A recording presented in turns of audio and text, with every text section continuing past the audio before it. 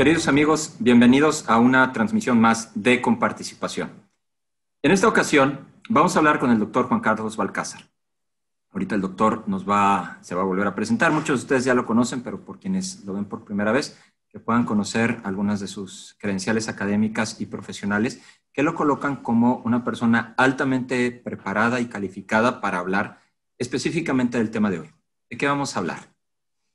Vamos a hablar acerca del empleo de cierta sustancia, el misoprostol, para cometer abortos.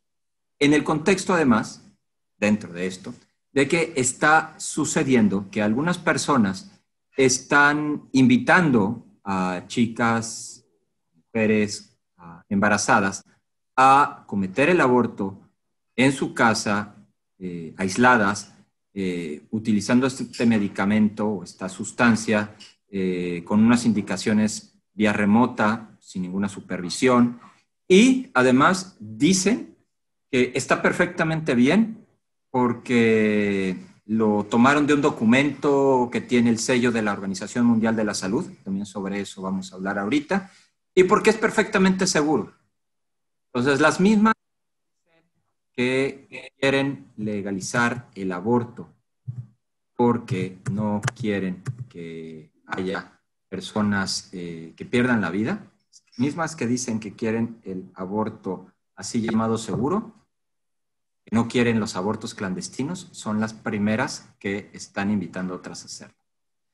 Con ustedes el doctor Juan Carlos Balcázar. Doctor, qué gusto volverte a saludar. Cuéntanos un poco, ¿quién eres tú? ¿Te acabas de titular? ¿Te ves tan chavo? ¿Qué pasó? A ver, cuéntanos, ¿quién eres? Hola, mi nombre es Juan Carlos Balcázar Rodríguez, soy médico especialista en ginecobstetricia, estoy certificado por el Consejo Mexicano de Ginecología, pertenezco a la Sociedad Médica de Grupo Ángeles y a la Federación Internacional de Ginecología y Obstetricia, así como a la Federación Mexicana de Colegios en Ginecobstetricia, conocida como FEMECOG. Soy especialista desde hace 20 años como especialista en ginecología y pues estoy tratando de informar bajo esta charla cuál es el riesgo y las advertencias, no de forma personal, sino vamos a incluir lo que dice la bibliografía científica acerca del misoprostol, dado que las opiniones acerca del misoprostol en muchas de las ocasiones vienen en base a estudiantes de medicina, médicos generales que no tienen la especialidad.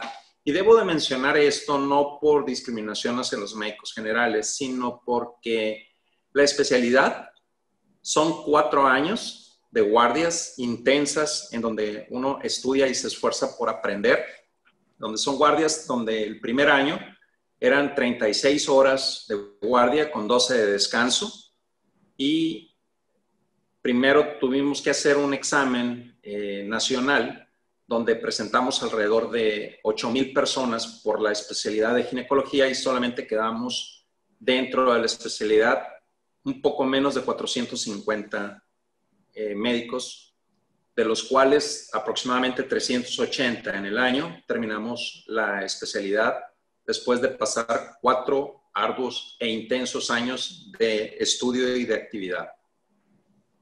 En base a este medicamento y en base a la información obtenida de forma científica a través de la literatura médica, tenemos que hablar primero en un contexto y decir que la Organización Mundial de la Salud es una filial de la ONU.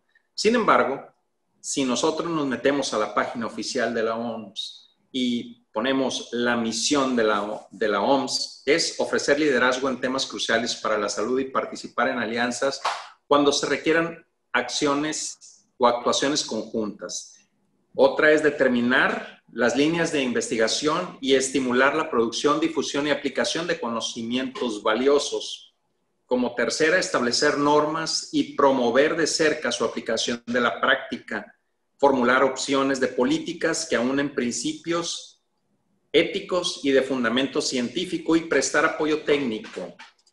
Esto quiere decir que la OMS no tiene la facultad de regir lineamientos médicos para el seguimiento de tal o cual uso de medicamento, ya que la OMS no puede ni tiene la capacidad de poder publicar en revistas científicas indexadas. Nunca verán en una revista científica una publicación de la OMS, dado que no es su función. Por lo tanto, nos vamos a ir a la información científica. Entonces, a ver, recapitulando esta introducción, o sea, como mencionaba al inicio, pues tú no eres un novato, eso es lo primero que hay que decir. O sea, no estamos hablando de alguien que acabe o que esté empezando sus estudios en la especialidad de ginecobstetricia. No estamos hablando de alguien que acabe de concluir la medicina general. No estamos hablando de alguien que lleve poco tiempo de ejercer. O sea, tú tienes 20 años ya ejerciendo como especialista. Esto para enfatizar mucho que en redes sociales, en videos de algunos pocos segundos, a veces encontramos a muchachos que sacan la credencial de yo estoy estudiando y este es mi libro de texto y entonces dicen exactamente lo contrario de lo que tú estás diciendo, pero ellos lo están diciendo no sé, desde una posición que ni personal ni académicamente los avala. Eso lo primero. Lo segundo, la OMS, o sea, tú como especialista, cuando necesitas actualización profesional o referencias de tu práctica, no te vas a la OMS, te vas a otras fuentes, es lo que estoy entendiendo. Claro, definitivamente. Ninguna información o actualización científica va en base a la OMS, sino a las revistas de texto o revistas indexadas de investigación científica avaladas por diferentes organismos o compañías de investigación, tales como Cochrane, por ejemplo, que es una de las compañías de investigación o de metaanálisis más importantes y más grandes en todo el mundo. De acuerdo, entonces no es porque lo dice la OMS, ya es algo que clínicamente sea recomendable. No sería tu fuente. No, definitivamente la OMS nunca sacará un libro de texto que llevemos en las facultades de medicina. Todos los libros de texto que se llevan son de grupos de investigadores que no pertenecen necesariamente a alguna organización, pero tampoco pertenecerán a la OMS.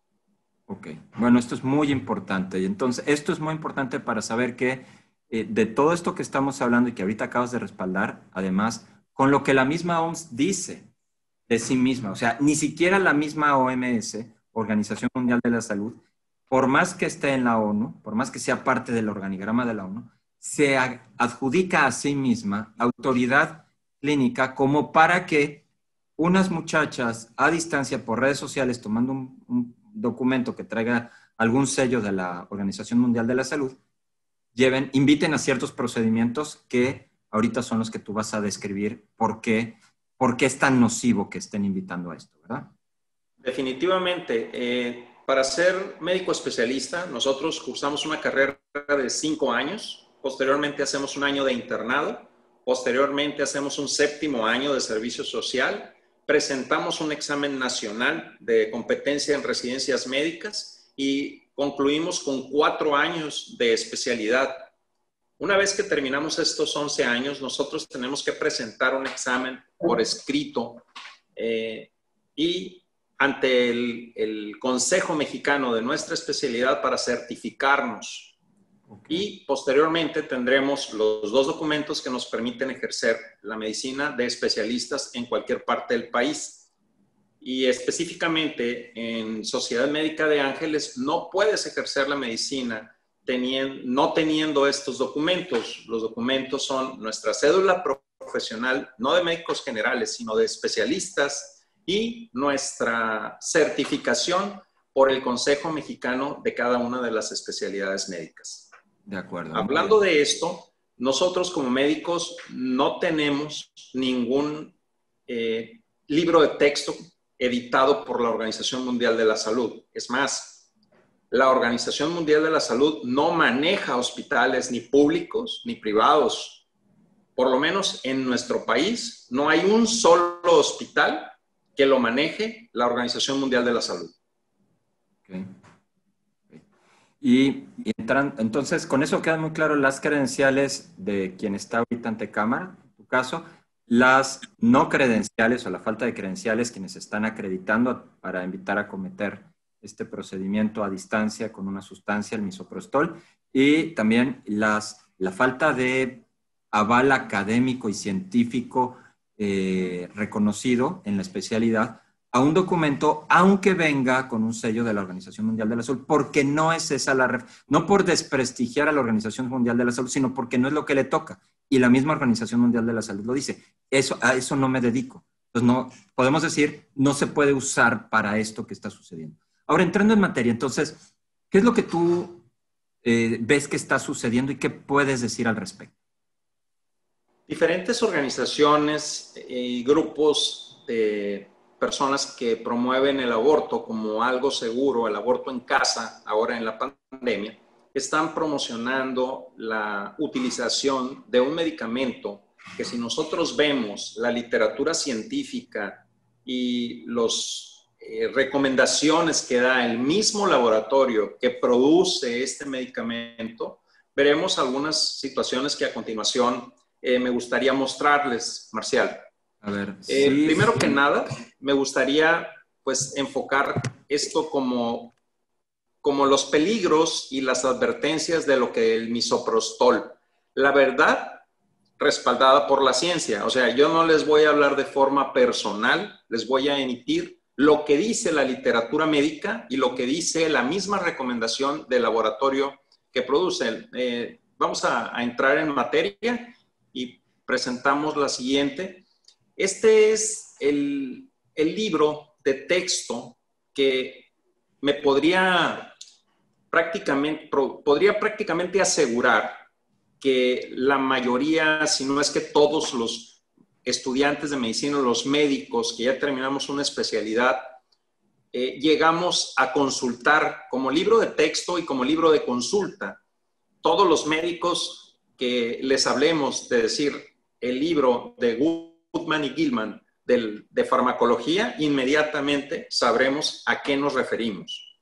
Es un libro no solamente de texto, sino de consulta, debido a que expone todos los medicamentos que tenemos en el mercado, cuál es su uso terapéutico y cuál es su indicación, así como su manera de actuar y obviamente también sus complicaciones.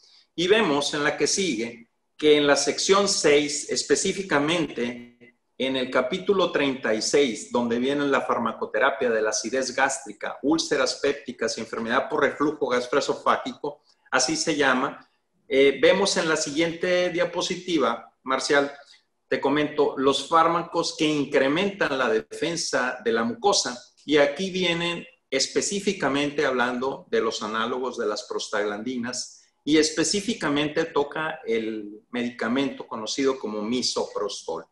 Bien, o sea, nada que ver con el útero, nada que ver con la reproducción. Estamos hablando del aparato digestivo y de un fármaco que está, tú dices, está para otra cosa, nada más para ir centrándome en dónde estamos, ¿verdad?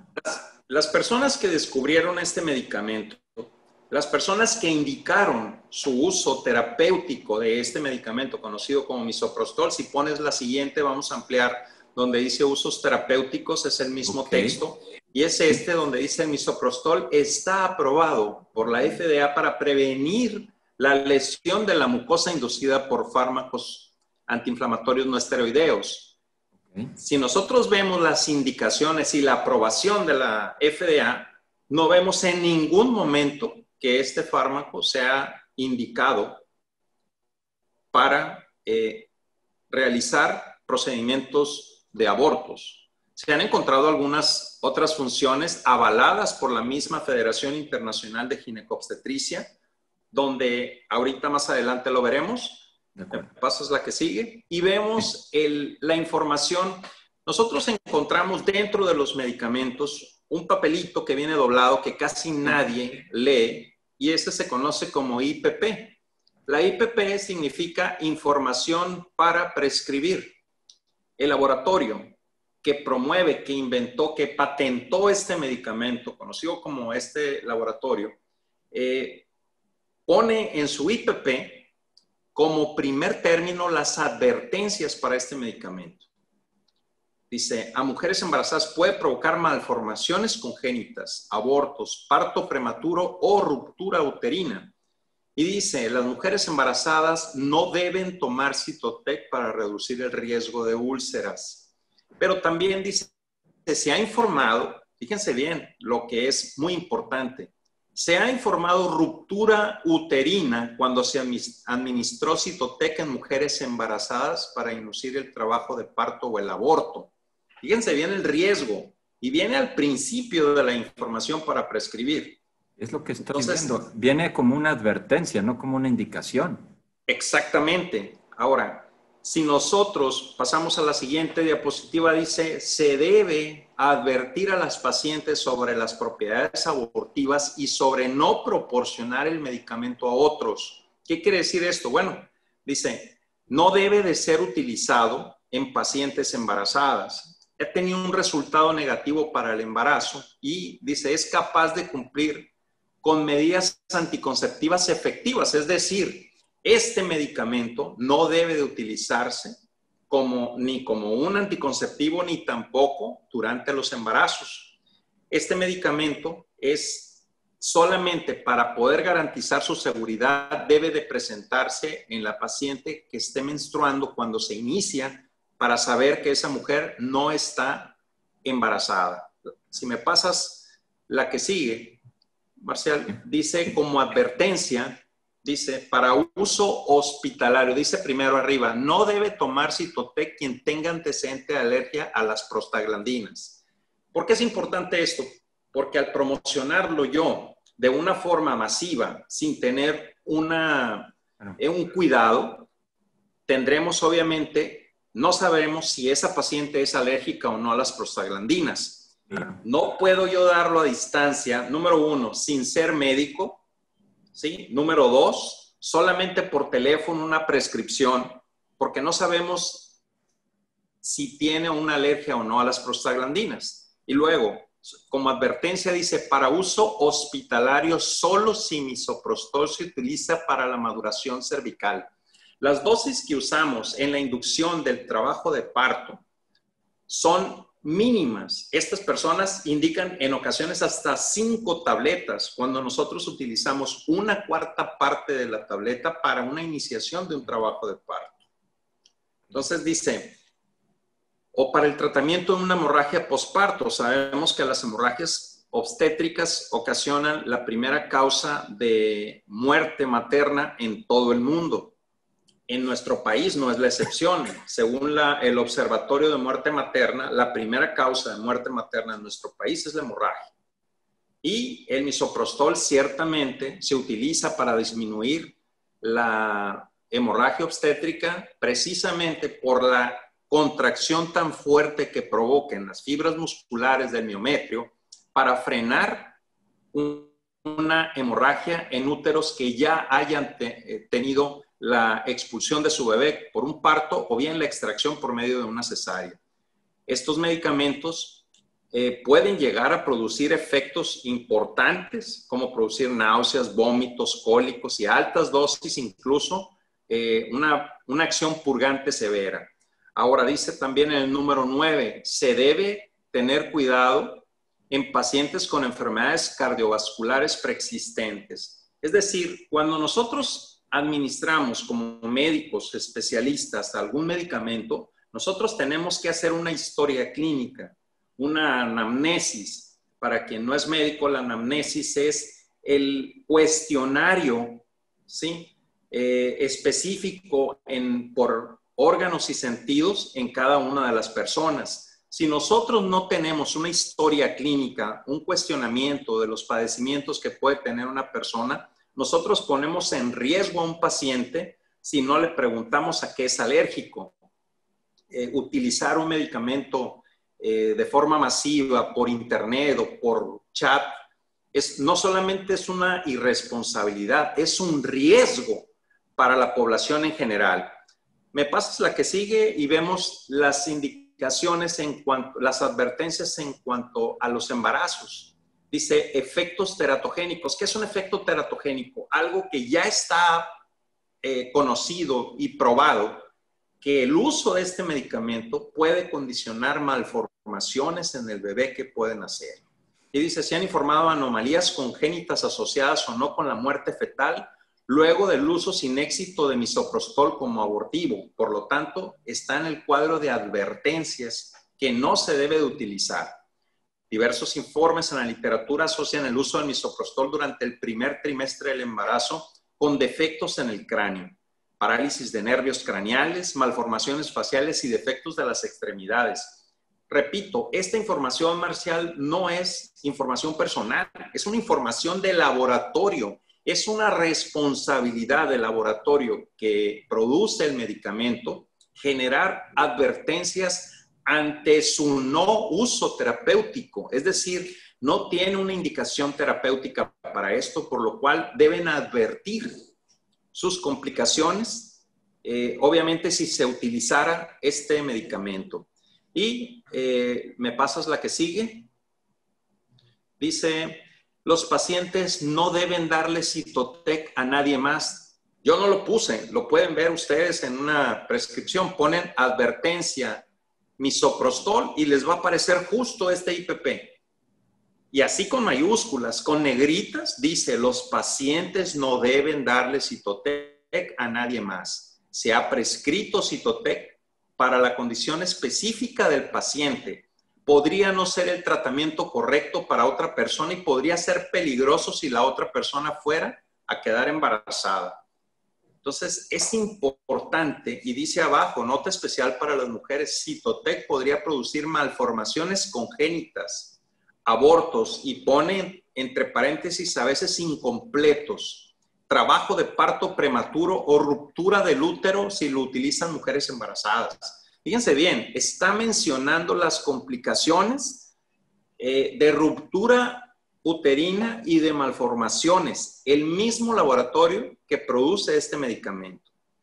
Asociado a esto y preocupados por esta situación que vivimos, el Comité Científico del Colegio Sinaloense de Ginecología, no de forma personal, sino fue una acción consensada por el colegio, me pasas la que sigue, sacamos un desplegado en el periódico y a la opinión pública para que evitaran, si me pasas la que sigue se va a ver un poco más grande, y dice, el misoprostol es un medicamento que su indicación principal es para las úlceras gástricas. Secundariamente se le han encontrado algunas otras indicaciones, como lo es su uso en hemorragias obstétricas, en la inducción de trabajo de parto, siempre supervisada por especialistas, y en algunos casos de inducción de aborto en casos que médicamente se ha diagnosticado la no viabilidad del embarazo. Eso significa en embarazos, por ejemplo, anembriónicos, ¿verdad? Donde no se formó el embrión o donde el embrión murió y ya no hay riesgo de otra situación. Y siempre a dosis recomendadas por un médico especialista y supervisadas por el mismo, y no en la terminación del embarazo de forma voluntaria. La respuesta al efecto del misoprostol es impredecible. Nosotros no podemos saber, mucho menos a la dosis tan elevada que lo utilizan, ¿sí? Según este norma o lineamiento que manejen los grupos abortistas, son dosis extremadamente elevadas que utilizan y que pueden condicionar a problemas muy serios en la salud de los pacientes. Su uso, su vigilancia, sin una vigilancia estrecha por especialistas, puede llevar a la aparición de hemorragia súbita importante que ponga en riesgo la vida de la persona que lo ingiere. Y su prescripción debe de ser controlada por médicos especialistas que puedan ayudar a resolver alguna complicación. Es decir, si yo no soy médico y me atrevo a indicar, por ejemplo, se me viene a la mente, yo no soy mecánico, si una persona me dice, no, hágale usted esto al carro de lejos, yo puedo condicionar que ese carro no solamente falle, sino que le genere un problema o un riesgo a la persona que es propiedad de ese automóvil. Ahora bien, estamos hablando no de una cosa material, estamos hablando del cuerpo de la mujer. Estamos hablando de que pondría en riesgo su propia vida al consumir este medicamento sin una prescripción, cuidado y vigilancia de algún médico especialista. Entonces, el Colegio de Ginecología emite esta recomendación a la opinión pública para que se abstengan del uso de este medicamento sin un consentimiento bien o sin una vigilancia de algún médico. Es muy interesante notar que, primero, el laboratorio que comercializa o que esta sustancia obviamente no tiene ningún interés en entrar en cuestiones legales o éticas generales. Está haciendo una prescripción clínica, o sea, de la relación de proveedor de sustancia con el terapeuta, con el paciente. Y es muy, muy claro, como has hecho ver, que presenta como advertencia. Lo está presentando como una advertencia porque no hay un escenario positivo, y eso es lo que está mencionando, si se emplea esta sustancia para un uso distinto del que fue considerado, e incluso dentro de ciertas circunstancias. Es decir, incluso aunque lo utilizaran para el tratamiento de úlceras gástricas, incluso así, tiene que haber todo un cuadro en el paciente, que es lo que te estoy entendiendo, para que incluso así no pusiera en riesgo la salud de esa paciente. Luego incluso si nosotros vemos la caja del medicamento, Marcial, viene una recomendación y dice su venta requiere receta médica. Pero lo que está evidenciando el Colegio Sinaloense de Ginecología y Obstetricia es que incluso se ha llegado a incrementar el precio, reducir el abasto, porque se está considerando como una sustancia para, pues en este caso, para cometer el aborto, ¿verdad? Y además en qué circunstancias. Y bueno, pues ahí está responsabilidad de pues, la que está tomando el médico porque es la que le toca, de decir, bueno, yo no soy la autoridad de salud o del ejecutivo desde la seguridad, pero sí ustedes están tomando línea para dejar claro que no. Ahora, ¿qué sucede, Marcial, cuando una persona ingiere grandes cantidades de misoprostol para provocar un aborto? Este puede llegar a contraer tanto las fibras del útero que pueden ocasionar, según las semanas de gestación, que tenga una ruptura uterina. Eso es fatal, es trágico. Pero aparte, lo que puede suceder es que se presente una hemorragia de forma tan importante que llegue al hospital en condiciones de paciente en estado de shock por la pérdida tan súbita e importante de sangrado, que al momento de pasarla, por ser una urgencia y realizar un procedimiento de legrado para detener esa hemorragia, ¿verdad? Que es un procedimiento que se realiza completamente a ciegas. El legrado uterino no puede realizarse bajo algún método para poder visualizar directamente lo que estamos haciendo. Entonces, imagínate la condición. Llega una paciente en estado de shock, inconsciente, que tenemos que pasar inmediatamente a un legrado para poder detener esa hemorragia. No sabemos cuánta sangre perdió, no sabemos si es alérgica o no a algún medicamento, algún fármaco que podría utilizarse para la anestesia de esa paciente, y ante la urgencia, la posibilidad de al realizar un procedimiento a ciegas, una perforación uterina que no solamente ponga en riesgo su útero, sino la vida de esa paciente. Todos los médicos especialistas que habemos sabemos lo que es una urgencia quirúrgica absoluta. Todos los médicos que somos especialistas y que hemos entrado a un quirófano en una urgencia ante una hemorragia obstétrica, sabemos que las condiciones de la paciente no son las mejores y por eso tenemos que entrar de forma inmediata, ¿sí? Con todos los riesgos que esto lleva ante la urgencia. En tus 20 años de práctica como especialista, entiendo que llevas 20 años, ¿verdad? Ya como especialista. Sí, ya como especialista en ginecología. Exacto. Bueno, voy a asumir que tú no lo has provocado, pero en algún momento has tenido que atender las consecuencias de esto que estamos aquí mostrando. Los legrados, todos los ginecólogos los hemos practicado. Una cosa es realizar un legrado ante un sangrado, ante un huevo muerto retenido, ante un embarazo molar. ante un embarazo con huevo muerto retenido, a otra cosa es provocar la muerte de un bebé. ¿Sí? Cuando entramos a un procedimiento, entonces yo te pregunto, ¿sería seguro para una persona que un dentista le trabajara la extracción de una muela con la boca cerrada, solamente introduciendo el material a través de su boca, pero que permaneciera cerrada? Por supuesto que no. También, al momento de realizar un legrado ante una urgencia, es entrar de forma a ciegas completamente a realizar un procedimiento con todas las condiciones de urgencia que provocan ante una emergencia médica. Recuerdo que ya en otra ocasión, en una conversación, me habías hecho esa comparación. Quisiera evidenciarla un poco más porque resulta muy poderosa. Habías mencionado eso, que intentar atender una situación cuando alguien a distancia le dijo a una chica, tómate unas pastillas, en vez de ayudarla, lo que hizo, en vez de ayudarla en su verdadera necesidad de escucharla, lo que hizo fue empujarla a que consumiera esas pastillas y decir, bueno, tú como especialista pues la recibes, como le sucedió al doctor Montaño, Jalisco, ¿verdad? Otro caso que también se apuntó. Tú nos decías esta comparación. Bueno, yo estoy recibiendo a alguien y voy a tener que hacer algo que yo no provoqué, o sea, llegó en todo el camino y me utilizabas esa comparación y es como si yo tuviera que intentar salvar a alguien que se está desangrando, que entiendo también, ayúdame a ser preciso yo y también puedo ayudar a los que están escuchando.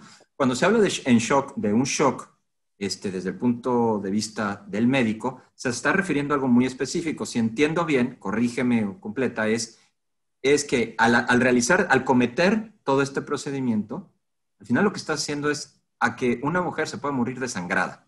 Y si ya en shock se dice shock a una situación donde, si entiendo bien, en este caso muy en concreto es un tipo de shock por la pérdida de sangre y donde además está en hemorragia constante y además vas a tener que realizar el legrado, que no es cerrar, sino limpiar, ¿verdad? ¿Es correcto?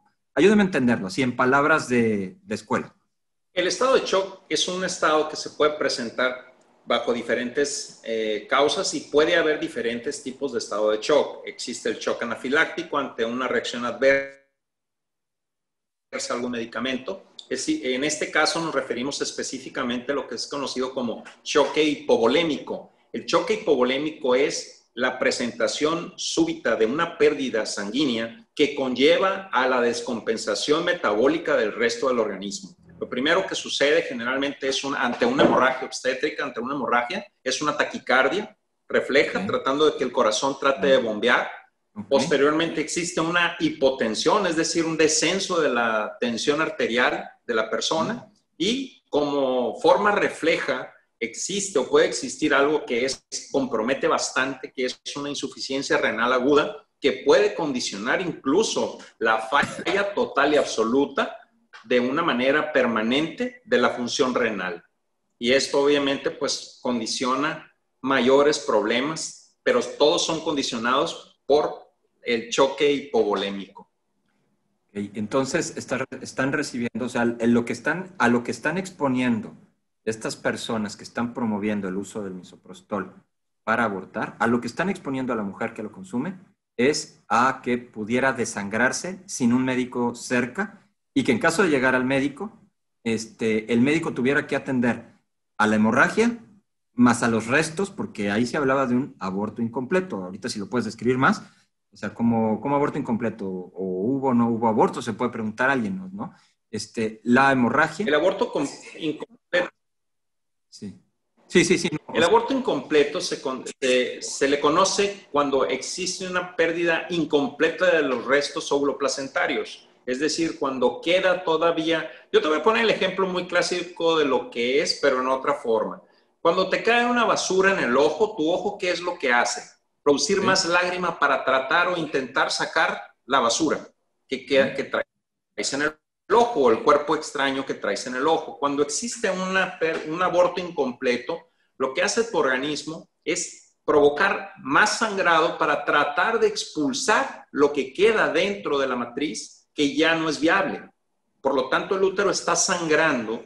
Es la manera de poder expulsar eso que tiene ahí pero al no retirarlo de forma completa, porque no lo va a poder hacer, no va a dejar de sangrar hasta que ese útero no sea limpio virtualmente que quede. Oye, y entonces está recibiendo una mujer que está con un sangrado abundante, con los restos, y además que puede tener condiciones alérgicas, o sea, una condición... Nos han llegado, Marcial, pacientes... Yo trabajo desde hace 28 años en el ISSSTE, ¿verdad? Soy médico especialista de ahí, soy médico de base desde hace 28 años. Me dieron la base cuando salí de la especialidad por haber sacado excelencia académica en el hospital. Y cuando nosotros estamos ahí en el hospital, hemos recibido pacientes que nos llegan con ellas en los brazos, así literal, nos las avientan a los brazos y que no sabemos nada más de ella. Solamente nos dicen que está sangrando de forma vaginal y hay que meterla inmediatamente a quirófano, sin exámenes de laboratorio, sin saber cuánto sangrado tuvo. En ocasiones, como te digo, sin saber que esa paciente qué fue lo que tomó, qué fue lo que hizo, cuánta dosis tomó. Ante esas situaciones, el realizar la indicación de forma irresponsable, ¿sí?, sin un seguimiento médico y sin alguien que responda ante una eventualidad de esta, pues solamente te están aventando la papa caliente, como decimos. Claro. Solamente te envían a la paciente complicada a que tú como médico que no prescribiste el medicamento y que no sabes ni siquiera cuánta fue la dosis que tomó, le resuelvas el problema. ¿Sabes qué? Voy a hacer una reflexión entonces fuerte de abogado del diablo. Parecería que entonces estos grupos que están promoviendo esto, lo que quiere, casi parecería que quieren que mueran algunas para ver si así fuerzan a lograr su cometido final, que es el cambio de la situación legal del aborto, que es la protección legal de la vida humana. O sea, es tal el desprecio por la vida humana antes de nacer que quieren forzarlo de otra forma. Ahora, y aquí me gustaría también que profundizaran en esto. Ya hemos platicado con Mayra Rodríguez. Mayra Rodríguez era gerente, manager de una directora de un centro abortista en Glendale, Arizona. Es decir, en un entorno ya legal, donde eso que supuestamente querrían lograr ya sucede. Tenemos el espacio seguro con el médico y todo. Y ella describe de todas formas los riesgos que a ella le tocaba ver. O sea, no existe el aborto. Hacerlo legal no lo hace seguro. Es el mismo problema, son los mismos riesgos. ¿Puedes profundizar un poco sobre esto? Claro, el aborto jamás podrá ser seguro, de ninguna manera. No puede ser seguro porque no podemos asegurar ningún procedimiento médico quirúrgico que saldrá al 100% como nosotros queremos. Jamás sabremos la respuesta que tiene cada paciente, ¿verdad?, ante un procedimiento médico quirúrgico. Pertenezco a un grupo que se conoce como ERIO, Equipo de Respuesta Inmediata en Obstetricia, en donde nosotros tenemos que salir corriendo ante una eventualidad. Algunos compañeros realizan una cesárea, nos llaman y tenemos que ir corriendo a ayudarles a detener una hemorragia obstétrica. ¿Cómo? Ligando grandes vasos, teniendo que retirar la matriz, ligando arterias uterinas, arterias hipogástricas. Todo esto con la finalidad de que esta persona se pueda salvar.